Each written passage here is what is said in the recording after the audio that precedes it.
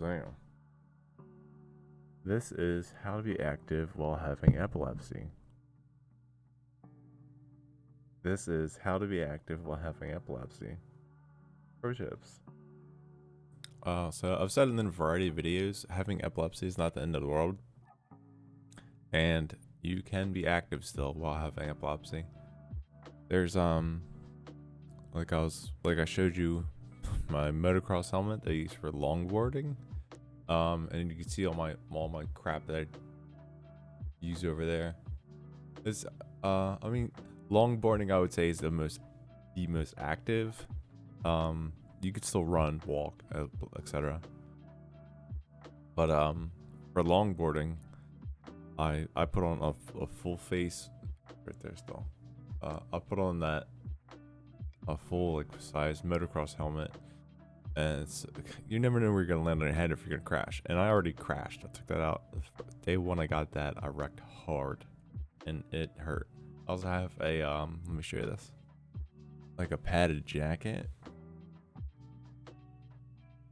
like that. That yellow pad is like it's removable, but it will also save your ass. There's in that jacket at least there's elbow, shoulder, back, elbow, shoulder, and back pads. Yeah, it's a nice jacket. It was like $80.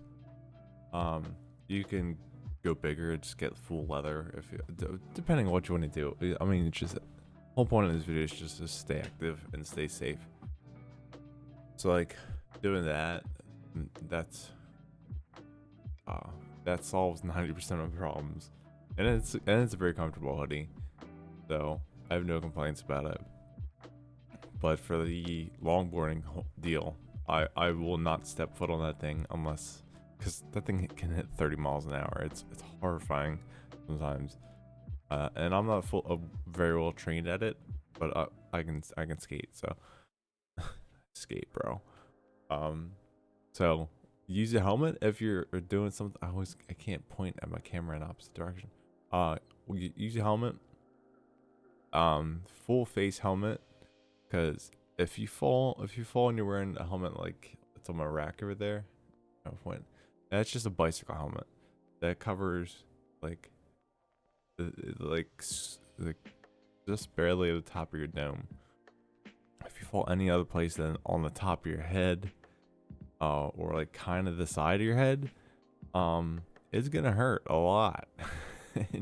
and your chin's fully exposed. You could grind your chin down, like if you had even a bike accident, you could still hit your chin, and that would turn out pretty gnarly. But like longboarding, seriously, it's not a freaking joke when you're going 30 miles an hour. You need protection. You need protective gear, the right stuff for it. But as for like other options, that's my go-to to have fun. On days when I'm not feeling sketchy at all. Again, I won't step foot on it if I'm twitchy or anything. God, I'm the master of saying ridiculous. But you can just skateboard if you want. Skateboarding, you're not gonna do 30 miles an hour. You might if you're crazy. But you should wear a helmet as well. You don't need one like that, but you can just get like a skater's helmet that it covers like down there typically, and you know what it's like. There's like bicycle helmets. There's like what they call skater helmets typically, and full-fledged helmets. And that's like a motocross helmet actually. Like, it was $150, but it was well spent. So I have no complaints. You can, if you don't want to skate, if you don't want to longboard, it's fun. It's not really exercise because you're just cruising, unless you run out of battery. You gotta push your longboard. And I think it's not light. You can run or you can just walk. Do any of that. If your hands not affected, you do push-ups, pull-ups. If you can go to the gym, go to the gym. That's been my goal for the last like 5 years. I had like this, my seizures just like changed. Like overnight they changed, and I was out of work. I within a week I was calling out like crazy, and I was just out of work. And then on top of that, I wasn't able to go to the gym, so it really hurt. Like it was a no bueno. Um, highly suggest it going to the gym if you can go to the gym, but practice safety. You know your epilepsy as well as anyone as can, if that makes sense. You know yourself best. So if your hand twitches, like my hand twitches if I'm feeling epilepsy, if I'm not having a good day, and I know it's kind of it can be a sign, like a precursor to an actual seizure, or it can just be like a constant twitch. And 90% of the time it's a constant twitch, but it still throws off my rhythm. Like if I'm running and trying to pump my arms, my right arm will like flail around all stupid, like it's actually makes it very difficult to run. My hand's usually like this. I'll be running with a floppy hand. It's ridiculous. So I only like exercise when I feel good. You can use bands, like big rubber bands, exercise bands. They're pretty cheap for like $20. You can get like a set of three different strengths. Or jump roping if your coordination's not impacted. I can't jump rope to save my own butt because of my right hand. But anything, if you just get outside and walk for 15 minutes, that's great.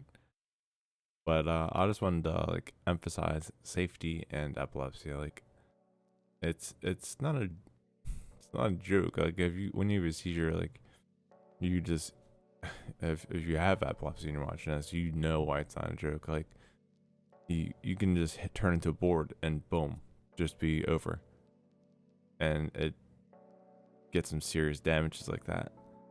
So I highly suggest that a real helmet for if you're gonna do some high-speed activities.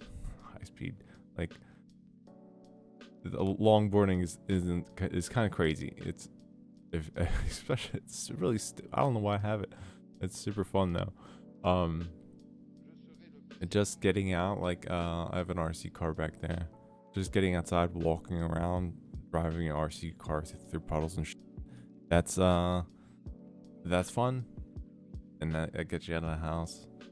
You can always do in-house exercises like push-ups, pull-ups if you have a pull-up bar, sit-ups, curls are a variation of pretty much sit-up, planking,